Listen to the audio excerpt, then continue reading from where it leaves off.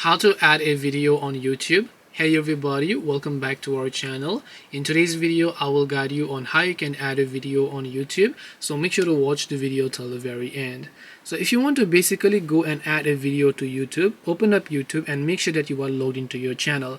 I'm assuming that you want to upload a new video to your YouTube channel. For that, just from the bottom of the screen you'll find the plus icon, so you can tap the plus icon here, and when you tap the plus icon, just select a certain video that you would like to upload in this case, and then just tap the next option here and then tap on next again. Depending upon the video, whether it is a short or whether it is a full video, make sure to enter the caption for it, the description, the visibility and everything else that you want, and then just tap the upload option from the bottom in order to upload and add successfully your video to YouTube.